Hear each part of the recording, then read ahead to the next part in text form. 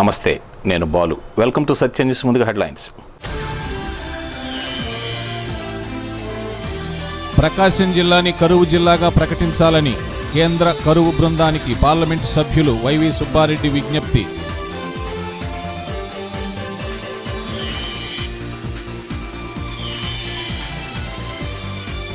పద్దెనిమిది సంవత్సరాలు నిండిన ప్రతి ఒక్కరూ ఓటరుగా నమోదు చేయించుకోవాలి. జిల్లా joint collector doctor Hari Jawahar Lal పిలుపు.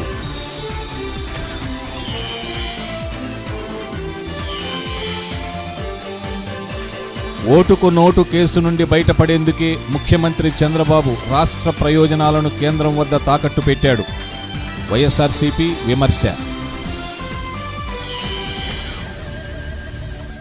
గత 3 సంవత్సరాలుగా వర్షాభావ పరిస్థితులు నెలకొన్న ప్రకాశం జిల్లాను కరువు జిల్లాగా ప్రకటించి కేంద్ర ప్రభుత్వం సహాయం అందించాలని ఒంగోలు పార్లమెంటు సభ్యులు వైవి సుబ్బారెడ్డి కోరారు.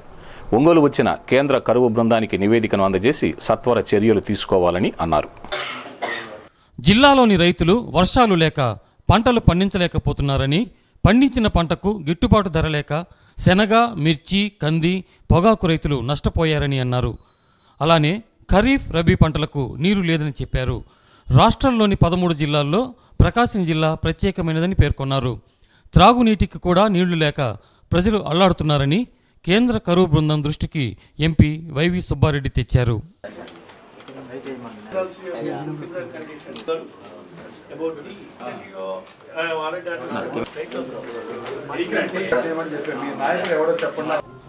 ప్రభుత్వ పరంగా, రాష్ట్ర ప్రభుత్వ పరంగా చేసుకుని ఇన్ని చర్యలు ఎన్నిసార్లు రాష్ట్ర ప్రభుత్వానికి విన్నపం చేసినా కూడా ఈ కరువు నివారణ చర్యల మీద ప్రత్యేక శ్రద్ధ పెట్టాలని మన జిల్లా నుంచి వేడుకుంటున్నా కూడా రాష్ట్ర ప్రభుత్వం స్పందన లేదు.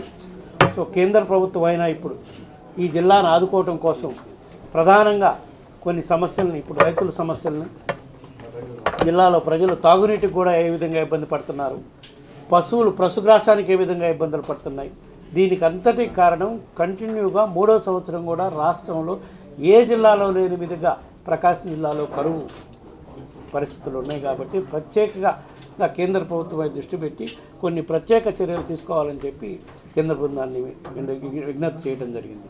అందులో ముఖ్యంగా ఖరీఫ్ పంటలు ఎట్లా పోయినాయి, రబీలో కూడా వర్షాలు లేనందువల్ల పంటలు వేసుకునే పరిస్థితుల్లో రైతులు లేరు. పంటలు కాస్త కూస్తో వేసుకున్న వాటికి మద్దతు ధర లేక చాలా రైతులు చాలా ఇబ్బందులు పడే పరిస్థితి ఈ రోజు ప్రకాశం జిల్లాలో ఉన్నాయి. ముఖ్యంగా కంది, మిర్చి, శనగలు, పొగాకు, ఈ 4 పంటలే ఇప్పుడు రైతులు వేసుకోగలిగారు కాస్త కూస్తూ. మిగతా చోట్లయితే ఖరీఫ్ వేయలేదు, రబీ కూడా జరగలేదు. ఎందుకంటే మొత్తం జిల్లాలో ఉన్న 56 మండలాల్లో రాష్ట్ర ప్రభుత్వం కేవలం 46 మండలాలు మాత్రమే కరువు మండలాలుగా ప్రకటించింది. మిగతా 3 మండలాలు, కేవలం 3 మండలాల్లోనే యావరేజ్ రెయిన్ఫాల్ కన్నా ఎబో వర్షం పడింది. మిగతా 7 మండలాలను కూడా కరువు మండలాలుగా ప్రకటించమని మనం గత నెల రోజుల నుంచి రాష్ట్ర ప్రభుత్వాన్ని డిమాండ్ చేస్తున్నా కూడా ఈ రాష్ట్ర ప్రభుత్వం పట్టించుకున్న దాఖలాలు మనకు కనిపించలేదు. ఇట్లాంటి పరిస్థితుల్లో రబీ పంటలో ఇప్పుడు వేసిన పంటల్లో ముఖ్యంగా కంది అయితే లాస్ట్ ఇయర్ వరకు 8,000 నుంచి 12,000 రూపాయలకు కందులు రేట్లు పెరిగితే ఈ సంవత్సరం కేవలం 4,000 రూపాయలు ఉంది ఈరోజు మార్కెట్లో కంది. నేను 10 రోజుల కిందట కనిగి నియోజకవర్గంలో పర్యటించినప్పుడు రైతులు వచ్చి అందరూ విజ్ఞప్తి చేస్తే నేను కేంద్ర వ్యవసాయ మానవ తప్పిదాలే పెను ప్రమాదాలకు మూలమని జిల్లా vigilance and enforce additional SP K Bala Venkateswara Rao అన్నారు. 28వ రోడ్డు భద్రతా వారోత్సవాల ప్రారంభోత్సవాలకు ఆయన ముఖ్య అతిథిగా పాల్గొని ప్రసంగించారు. ఆర్టీసీ గ్యారేజీలో జరిగిన సభలో ఆయన కార్మికులను ఉద్దేశించి మాట్లాడుతూ ప్రమాదాల వల్ల కుటుంబాలు దిక్కులేని వారవుతున్నారని అన్నారు. ప్రతి కార్మికుడు వ్యక్తిగత శ్రద్ధతో విధులు నిర్వహించిన నాడు సంస్థకు, కుటుంబానికి న్యాయం చేసిన వారవుతారని అన్నారు. Deputy traffic inspector CHVK Subba Rao, RTC RM Adam Saheb, regional assistant manager Nagendra Babu తదితరులు పాల్గొన్నారు. ఆర్టీసీ కండక్టర్లు, డ్రైవర్లు, గ్యారేజ్ సిబ్బంది, వివిధ కార్మిక సంఘాల నాయకులు పాల్గొన్నారు. ప్రపంచ యుద్ధం జరిగింది, హీరోషిమా నాగసాకి మీద అనుభవం పడింది. ప్రపంచం అంతా గగ్గోలు పెట్టిపోతున్నారు. ఇప్పుడు 50 ఏళ్ళు అయిపోయింది. వరల్డ్ వార్ 1, వరల్డ్ వార్ 2, మళ్ళీ వరల్డ్ వార్ 3 వస్తే ఏమైతే తెలియక ప్రపంచంలో వెపన్స్ అన్ని పంచుకుంటా కోటాను లక్షలు, బిలియన్స్ ఆఫ్ క్రోర్స్ పెట్టేస్తారు. దురదృష్టకర విషయం ఏంటంటే ఇప్పటి వరకు యాక్సిడెంట్లో చచ్చిపోయాళ్ళు ప్రపంచం జరిగిన అన్ని యుద్ధాల కన్నా ఎక్కువ మంది చచ్చిపోయారు. అది స్టాటిస్టిక్స్. ఇప్పటి వరకు యాక్సిడెంట్లో చనిపోయిన వాళ్ళు ఇప్పటి వరకు భూమి మీద జరిగినటువంటి అన్ని యుద్ధాల్లో కన్నా యాక్సిడెంట్లో చచ్చిపోయిన వాళ్ళు, గాయపడిన వాళ్ళు ఎక్కువ. ఇది జగమెరిగిన సత్యం. మరి దీనికి బిలియన్ కోట్స్ లేవు, దీనికి లక్షల కోట్లు లేవు, దీనికి వెపనరీ లేదు. అమెరికా, రష్యా, చైనా, ఇండియాను మన బడ్జెట్, రక్షణ బడ్జెట్ చూస్తుంటే మనంతా సగం పోతుంది, దానికే పోతాం. సరే ఇవన్నీ చెప్పారు, 0 పాయింట్ అని ఆధారంగా చెప్తున్నారు. నేను మాత్రం ఎట్టి పరిస్థితిలో ఒప్పుకోను. 0 జరగనే జరగదు. 1284 ఇంజరీస్తో మనం నిలబడ్డాం. అంటే మనకి ఈ అనాలిసిస్ ఎందుకు అంటే, ప్రకాశం జిల్లాలో ప్రతి 2 రోజులకి ఒక 3 చనిపోతున్నారు. ప్రతి 2 రోజులకి ఒక 3 చనిపోతున్నారు. ఓన్లీ రోడ్ యాక్సిడెంట్స్ వల్లే చనిపోతున్నారు. మరి ఇంత తీవ్రంగా ఉన్నటువంటిది ఈ యొక్క నష్టాన్ని మనం పోర్చాలి అంటే గవర్నమెంట్ దీని మీద చాలా అనాలిసిస్ చేసింది. How they are happening, what are the reasons for the accident, how we can rectify. అంతే కదా. భద్రతా వారోత్సవాలు జరుపుకుంటున్నాం. మరి ఇది 28వ రోడ్డు భద్రతా వారోత్సవాలు. కేంద్ర ప్రభుత్వ ఆదేశాల మేరకు మనం ఈరోజు రోడ్డు భద్రత ఆవశ్యకతని మరి ప్రారంభోత్సవం చేసుకున్నాము. ఈ ప్రారంభోత్సవానికి వచ్చి మీ అందరికీ మరొకసారి ఆహ్వానం తెలియజేస్తూ, ఈ రోడ్డు భద్రత యొక్క ఆవశ్యకత మనం ఈ వారం రోజుల పాటు మనం చర్చించుకుంటాము. మన రీజియన్లోని అన్ని డిపోల్లో కూడా మరి రోడ్డు భద్రత యొక్క ఆవశ్యకత ఏంటి, ఎట్లా ప్రమాదాలు జరుగుతున్నాయి, ఎట్లా పూర్తిగా మనం అవాయిడ్ చేయాలి అనేది ప్రతి ఒక్క డ్రైవరు, కండక్టరు, మెకానిక్స్ మరి అందరికీ తెలియజేయడము. మరి మన యొక్క లక్ష్యం ఏంటంటే 0 యాక్సిడెంట్స్ ఎలాంటి పరిస్థితులు కూడా ఉండకూడదు. మంది ప్రజా రవాణా వ్యవస్థ. సేవా నిరతితో ఎంతో మంది పేద విద్యార్థులను హక్కును చేర్చుకుంటున్న సెయింట్ తెరిసా పాఠశాలను సందర్శించడం అత్యంత ఆనందంగా ఉందని అమెరికా దేశస్థుడైన గమ్ మార్ఫ్ అన్నారు. మదర్ తెరిసా స్ఫూర్తినందుకొని ప్రతి విద్యార్థి సేవా మార్గంలో నడవాలని ఆయన విద్యార్థులను కోరారు. భారతదేశ సందర్శన తనకెంతో స్ఫూర్తిని, ఆనందాన్ని కలిగించిందని, సెయింట్ తెరిసా స్కూల్ విద్యార్థులతో గలపడం చాలా ఆనందం కలిగించిందని గమ్ మార్ఫీ అన్నారు. ప్రతి విద్యార్థి క్రమశిక్షణ అలవర్చుకుని చక్కగా చదువులలో రాణించాలని పేర్కొన్నారు. కార్యక్రమానికి ప్రధానోపాధ్యాయులు కె బాలస్వామిరెడ్డి అధ్యక్షత వహించారు. కరెస్పాండెంట్ ఇండ్లూరి ఈరుదైరాస్, బిఎస్ఎన్ఎల్ ఇంజనీర్ బ్రహ్మయ్య, విశ్రాంత ఖజానా అధికారి మూర్తి తదితరులు పాల్గొన్నారు. ఎన్సీసీ ఆఫీసర్ బొంతు ఆనందరావు కార్యక్రమాన్ని పర్యవేక్షించారు. ఆమెను ప్రార్థించండి, మంచి మేలు పొందండి అని వారు సాక్ష్యం ఇవ్వటానికి ప్రపంచవ్యాప్తంగా పర్యటిస్తున్నారు. ఆ పర్యటనలో భాగంగా మన నెల్లూరు మేత్రాసనానికి రావడం జరిగింది. For me, because I'm a chemical engineer by trade. నాకు ఇది ఒక ప్రత్యేకమైన దేవుని యొక్క పిలుపుగా నేను భావిస్తున్నాను. నేను మామూలుగా ఒక కెమికల్ ఇంజనీర్ చదివాను, కానీ ఈ విధంగా దేవుడు నన్ను వాడుకుంటున్నారు. I'll mention a little about chemical engineering. నేను కెమికల్ ఇంజనీరింగ్ గురించి కొద్దిగా మీతో పంచుకోవాలనుకుంటున్నాను. They say we only boil water. మరి కెమికల్ ఇంజనీర్లుగా ఆలోచన చేస్తే నీళ్లను మనం వేడి చేస్తాం. For example, when you make paper like this, మరి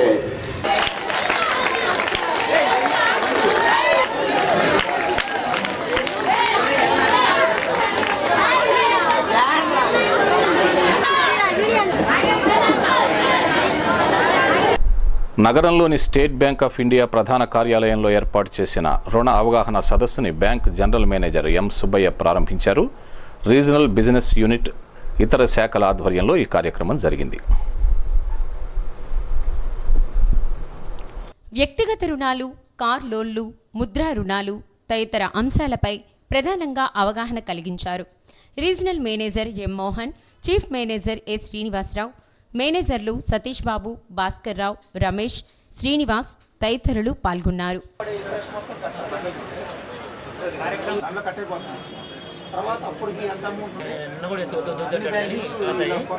Today we are organizing loan awareness mela.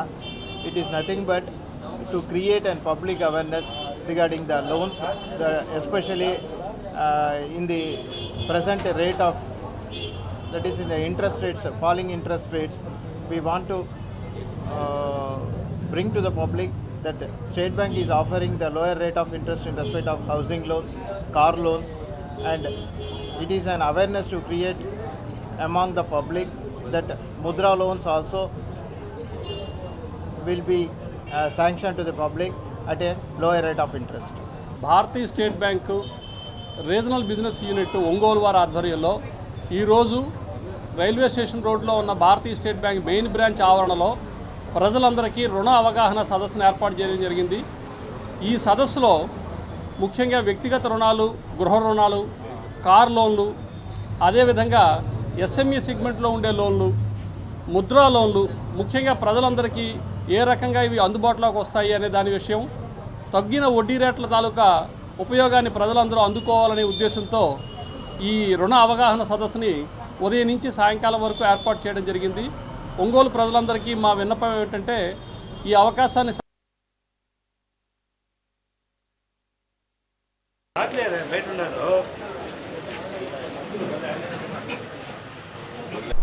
2016 సంవత్సరానికి సంబంధించి జాతీయ స్థాయిలో ఉత్తమ ఉపాధ్యాయుల అవార్డుల ప్రదానం కోసం అర్హులైన ఉపాధ్యాయుల నుండి ప్రతిపాదనలు కోరుతున్నట్లు డిఈఓ సుప్రకాష్ తెలిపారు. ఈ నెల 27లోగా తమ కార్యాలయంలో ప్రతిపాదనలు సమర్పించాలని కోరారు. సత్యాన్యూస్లో ఇప్పుడు కొన్ని వాణిజ్య ప్రకటనలు. 18 సంవత్సరాలు నిండిన ప్రతి ఒక్కరూ ఓటరుగా నమోదు చేయించుకోవాలని జిల్లా joint collector doctor Hari Jawahar Lal సూచించారు.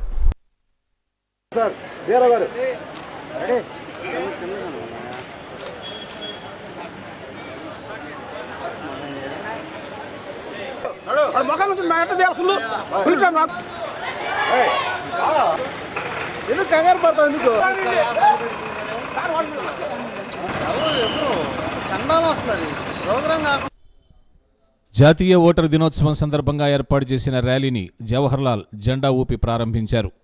రాజ్యాంగాన్ని గౌరవించి ఓటు హక్కు వినియోగించుకోవాలన్నారు. ఓటర్ల నమోదుకు సంబంధించి బూత్ లెవెల్ అధికారులకు ప్రత్యేక శిక్షణ ఇచ్చామన్నారు. పలువురు అధికారులు ఈ కార్యక్రమంలో పాల్గొన్నారు. నేషనల్ ఓటర్స్ డేని చాలా ఘనంగా నిర్వహించుకుంటున్నాం. ఇందులో భాగంగా ప్రధానంగా ర్యాలీలు నిర్వహించడం, అలాగే హ్యూమన్ చైన్ ఫార్మేట్ చేయటం, అలాగే మరి కొత్త ఓటర్స్ని సన్మానించటం, వాళ్ళకి ఎపిక్ కార్డ్స్ ఇవ్వటం అనేటటువంటి కార్యక్రమాలు చేపట్టడం జరుగుతూ ఉంది. దీంట్లోనే మనము జూనియర్స్కి కాంపిటీషన్స్ ఏర్పాటు చేశాము, సీనియర్ స్టూడెంట్స్కి కాంపిటీషన్స్ ఏర్పాటు చేశాము, ఎస్సే రైటింగు, ఎలక్యూషను, అలాగే క్విజ్ కాంపిటీషన్స్ కూడా ఏర్పాటు చేయడం జరిగింది. వారందరికీ కూడా మరి ఎవరైతే విన్నర్స్ ఉన్నారో వాళ్ళందరికీ కూడా మనము ఈరోజు సర్టిఫికేట్స్, మెరిట్ సర్టిఫికేట్స్ కూడా ఇవ్వడం జరుగుతూ ఉంది. ఈరోజు ఇంత ఘనంగా జరుపుకోవడానికి 25 జనవరి తారీఖున నేషనల్ ఓటర్స్ డే అన్నది మనకు ఒక గొప్ప కార్యక్రమంగా ఏర్పాటు చేయడం జరుగుతూ ఉంది. దీనికి ఎలక్షన్ కమిషన్ ఆఫ్ ఇండియా నుంచి వచ్చినటువంటి గైడ్లైన్స్ ప్రకారం, ఇన్స్ట్రక్షన్స్ ప్రకారం ఈ కార్యక్రమం మనం ఏర్పాటు చేసుకున్నాం. మీరే చూశారు, ఇప్పుడే ఒక ట్యాబ్లెట్ కూడా ఏర్పాటు చేసుకున్నాం. ఇక్కడ అందరూ మెయిన్గా చూడాల్సిన అంశం ఏంటంటే భారతదేశం ఆడపిల్ల లేకుంటే సమాజ మనుగడే సాధ్యం కాదని, అలాంటి ఆడపిల్లల సంరక్షణకు ప్రతి ఒక్కరూ బాధ్యతగా తీసుకోవాలని స్త్రీ అభివృద్ధి సంక్షేమ ప్రాంతీయ సంయుక్త సంచాలకులు టీవీ శ్రీనివాస్ అన్నారు. జాతీయ బాలికా దినోత్సవం సందర్భంగా శ్రీ శిశు సంక్షేమ శాఖ రీజనల్ కార్యాలయ సమావేశ మందిరంలో జరిగిన కార్యక్రమంలో ఆయన మాట్లాడుతూ, భ్రూణ హత్యలు ఎక్కువగా జరుగుతున్న నేపథ్యంలో ఆడపిల్లల సంఖ్య గణనీయంగా తగ్గుతుందన్నారు. బాలికలపై, మహిళలపై మానసిక, భౌతిక దాడులు హెచ్చుమీరుతున్నాయని, వీటిని కట్టడి చేయాలని అన్నారు. బాలికలను చదువుకు దూరం చేయకూడదని అన్నారు. ఈ కార్యక్రమానికి ఐసిపిఎస్ పీడీ విశాలాక్షి, హెల్ప్ సంస్థ డైరెక్టర్, జాతీయ పురస్కార గ్రహీత రామ్మోహన్, చైల్డ్ లైన్ 1098 జిల్లా సమన్వయకర్త ఎం కిషోర్, మహిళా కమిషన్ సభ్యురాలు తమ్మిశెట్టి రమాదేవి, జేవీవి నగర కార్యదర్శి రంగారావు, సిడిపిఓలు, కిషోర బాలికలు, అంగన్వాడీ కార్యకర్తలు పాల్గొన్నారు.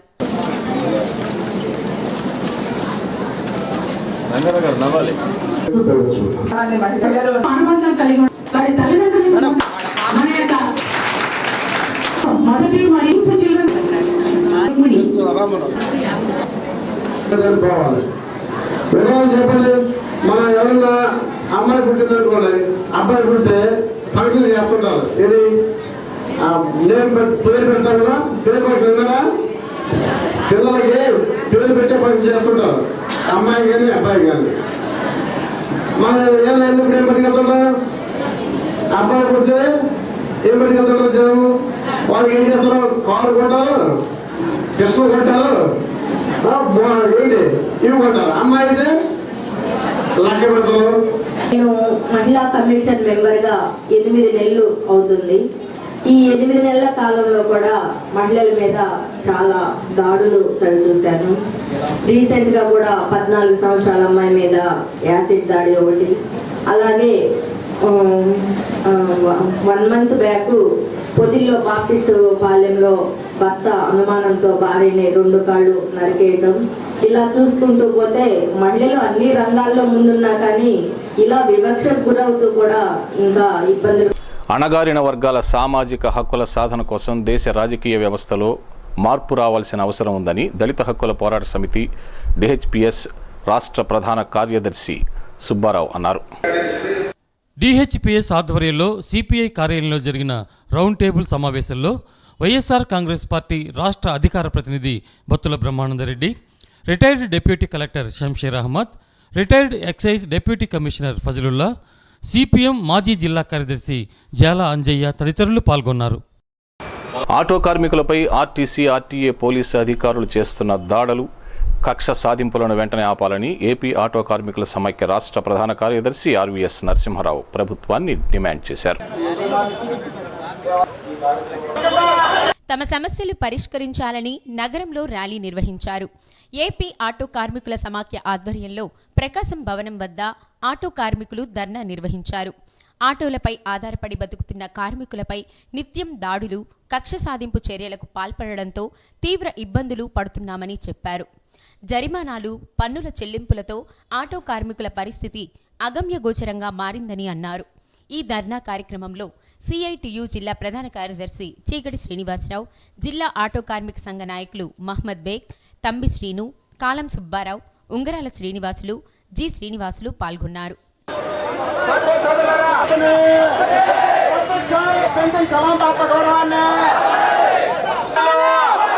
ఆటో కార్మికులపై ఆర్టీసీ పోలీస్ చెప్పదలుచుకున్నాం.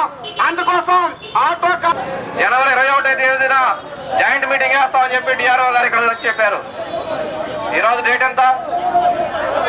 24. కాబట్టి 2 సార్లు ఇచ్చినటువంటి హామీ అధికారులు నిలబెట్టుకోలేకపోయారు. కాబట్టి ఈ రోజు మనం స్పష్టంగా అధికారులు చెప్పదలుచుకుంది, వాళ్ళ వైపు నుంచి స్పష్టంగా డేటు ఫిక్స్ చేసి, అందుకని మిత్రులందరూ చెప్తుంది, ఓపిక కూర్చోవాల్సిన అవసరం ఉంది. అరగంటలోనో గంటలోనో మనకి కార్యక్రమం అయిపోదు. అవసరమైతే సాయంత్రం వరకు ఇక్కడే కూర్చోవాల్సి వస్తుంది. అందుకని అధికారులు వచ్చి ఏదో ఉత్తమ మాటలు చెప్పడం కాదు, అప్పటి వరకు మన కార్యక్రమం కొనసాగితే ఈలోపు మన వాళ్ళు నినాదాలు ఇస్తారు, మన నాయకులు ఉపన్యాసాలు చెప్తారు. ముట్టడి చేశాం. అయితే తర్వాత ఆర్టీఓ ఆఫీస్ ముట్టడి, ఆర్ఎం ఆఫీస్ ముట్టడి, ఇవన్నీ చేసి ఆటో కార్మికులు అలిసిపోయి అధికారులందరూ అబద్ధాలు చెప్పిన తర్వాత, మాటలు నిలబెట్టుకోకపోయిన తర్వాత మళ్ళా ఈ రోజు ఆటో కార్మికులందరూ ఐక్యంగా ఈ రోజు బంద్కు పిలుపునివ్వడం జరిగింది. బంద్ చేసి ఈ రోజు కొత్త కూరగాయల మార్కెట్ నుంచి ఇక్కడికి ర్యాలీలు చేయడం జరిగింది. రాత్రి 1 గంటకు హైదరాబాద్ నుంచి విజయవాడలో దిగాను. విజయవాడ బస్ స్టాండ్ పక్కనే కేసినేని నాని విజయవాడ ఎంపీ గారి ఆఫీస్ ఉంది. బస్ స్టాండ్ పక్కనే ఉంటది అది. ఆయన ఆఫీస్ ముందు 37 బస్సులు ఉన్నాయి. లెక్కేసే నేను 37 కేసినేని ట్రావెల్స్ బస్సులు ఉన్నాయి. ఇవన్నీ హైదరాబాద్, విశాఖపట్నం, తిరుపతి తిరిగే బస్సులు. మామూలుగా బస్సులు లేకపోతే ప్రయాణికులతో ఏ బస్సులు ఎక్కాలి? అవునా కదా? తక్షణమే లైసెన్స్ ఫీజులు రద్దు చేయాలి. రద్దు చేయకపోతే రాష్ట్రం అంతా స్తంభింపజేస్తామని చెప్పి కూడా ప్రభుత్వానికి హెచ్చరిస్తా ఉన్నాం.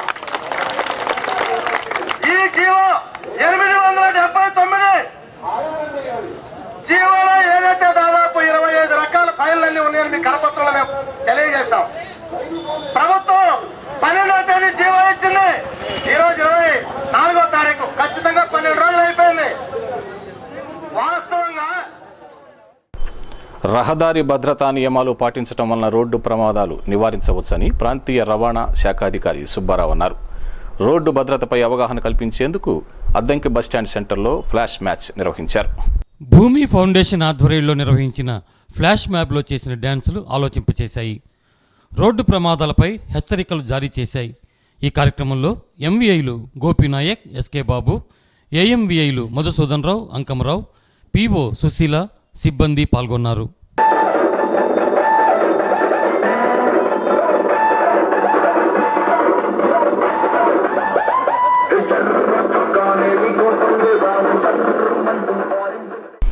ఒంగోలు మండలానికి నూతనంగా 328 పింఛన్లు మంజూరైనట్లు ఎంపీడీఓ ఎం వెంకటేశ్వరరావు ఒక ప్రకటనలో తెలిపారు.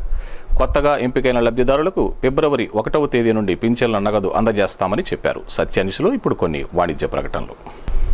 ఓటుకు నోటు కేసు నుండి బయటపడేందుకే ముఖ్యమంత్రి చంద్రబాబు నాయుడు రాష్ట్ర ప్రయోజనాలను కేంద్రం వద్ద తాకట్టు పెట్టాడని నగర వైఎస్ఆర్ కాంగ్రెస్ పార్టీ అధ్యక్షుడు కుప్పం ప్రసాద్ విమర్శించారు. ప్రత్యేక హోదా పోరాటంలో భాగంగా ఈ నెల 26న సాయంత్రం కొవ్వొత్తుల ప్రదర్శన చేపట్టనున్నామని అన్నారు. రాష్ట్రానికి ప్రత్యేక హోదా సాధన కోసం రాజీ లేని పోరాటం సాగిస్తున్న పార్టీ వైఎస్ఆర్ కాంగ్రెస్ పార్టీ అని అన్నారు.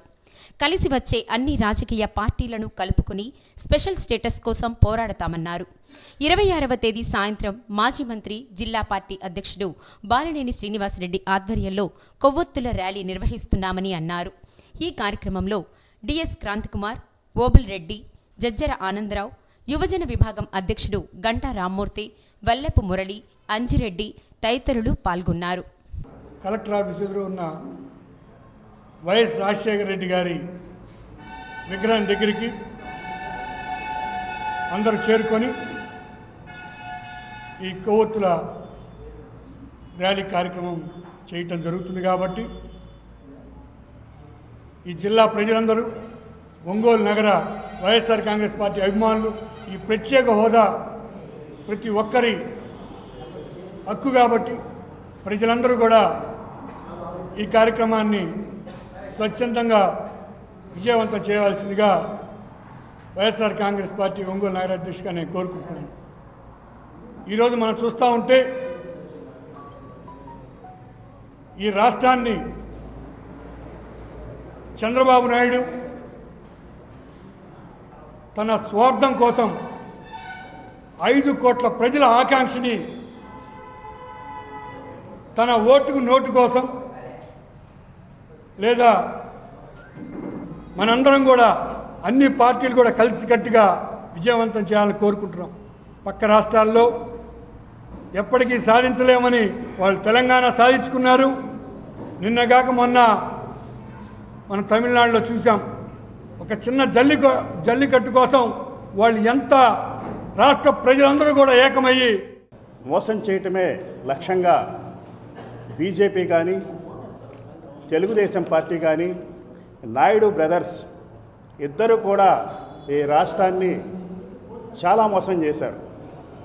ముఖ్యంగా ఈ మధ్యకాలంలో ప్రత్యేక ప్యాకేజీ కోసం ఆర్డినెన్స్ను కూడా ఓకే చేయించుకోవాలని ఆయన తీవ్రమైన తపన పడతా ఉన్నాడు చంద్రబాబు నాయుడు. ఆయనకి ప్రత్యేక ప్యాకేజీ చాలా ఇష్టం, ప్రత్యేక హోదా అనేది అతనికి ఇష్టం లేదు. 10 నెలలుగా జీతాలు లేక కుటుంబాలు రోడ్డున పడ్డాయని ఆయుష్ కాంట్రాక్టు ఉద్యోగులు ఆవేదన వ్యక్తం చేశారు. ఉద్యోగ భద్రత కల్పించాలంటూ వారు జిల్లా కలెక్టర్ కార్యాలయం ఎదుట ధర్నాకు దిగారు. 2008లో ఎన్ఆర్హెచ్ఎం స్కీమ్ నందు వ్రాత పరీక్ష ద్వారా ఆయుష్ ఉద్యోగాలతో పారామెడికల్ సిబ్బందిగా కాంట్రాక్ట్ పద్ధతిని చేరామని, అప్పటి నుండి వైద్య సేవలు అందిస్తూ వచ్చామని, తెలుగుదేశం ప్రభుత్వం వచ్చిన తరువాత ఆయుష్ను నిర్వీర్యం చేస్తూ వచ్చే క్రమంలో భాగంగా 10 నెలలుగా జీతాలు ఇవ్వకుండా ఉద్యోగాలు చేయిస్తున్నారని అన్నారు. జీతాలు రాక, ఉద్యోగ భద్రత లేక తీవ్ర ఇబ్బందులకు గురవుతున్నామన్నారు.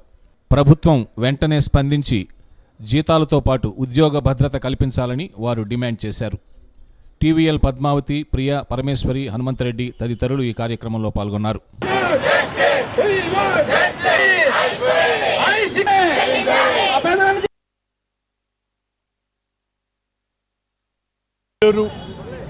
మూడు జిల్లాలకు సంబంధించి ఆయుష్ పారామెడికల్ ఎంప్లాయీస్ ఈరోజు ధర్నా కార్యక్రమం చేయటం జరుగుతూ ఉంది. ఆ కార్యక్రమాన్ని ప్రారంభించడానికి వైఎస్ఆర్ కాంగ్రెస్ పార్టీ తరఫున నేను వచ్చున్నాను. ఈరోజు మనం గమనించినట్లయితే 10 నెలల నుంచి వీళ్ళ గోడు ఈ రాష్ట్ర ప్రభుత్వం పట్టించుకోకుండా కనీసం వాళ్ళకి జీతాలు కూడా ఇవ్వకుండా ఈ రాష్ట్ర ప్రభుత్వం ఇబ్బంది పెడతా ఉంది. వీరు అందరూ కూడా 10 నెలల నుంచి వాళ్ళ ఫ్యామిలీలన్నీ కూడా ఇవాళ ఇబ్బంది పడే పరిస్థితి ఉంది. నారా చంద్రబాబు నాయుడు, రాజశేఖర రెడ్డి గారు పెట్టిన ప్రతి ఒక్క కార్యక్రమాన్ని నీరుగార్చాలనే ఒక ఉద్దేశంతో మనం చూస్తూనే ఉన్నాం.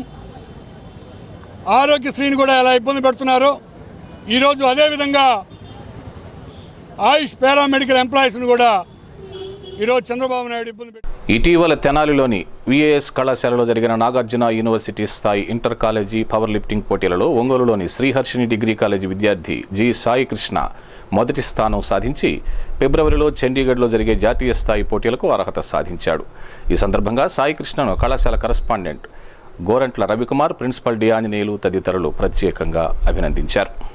ఎన్టీఆర్ కళా పరిషత్ ఆధ్వర్యంలో నిర్వహిస్తున్న కళారూపాలు, నాటకాలు ఆకట్టుకుంటున్నాయి.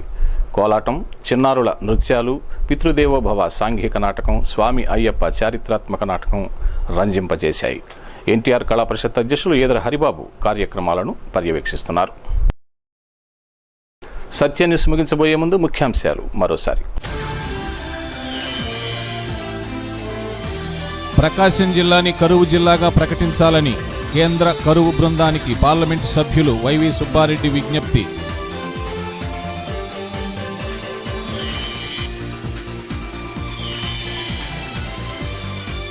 పద్దెనిమిది సంవత్సరాలు నిండిన ప్రతి ఒక్కరూ ఓటరుగా నమోదు చేయించుకోవాలి. జిల్లా joint collector doctor Hari Jawaharlal పిలుపు.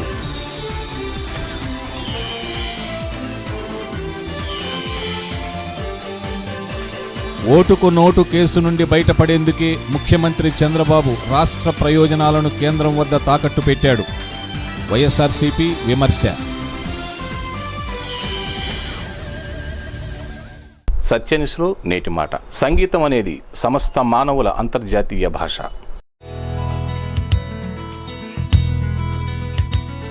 సత్యన్యూస్ ఇంతటితో సమాప్తం. నమస్కారం.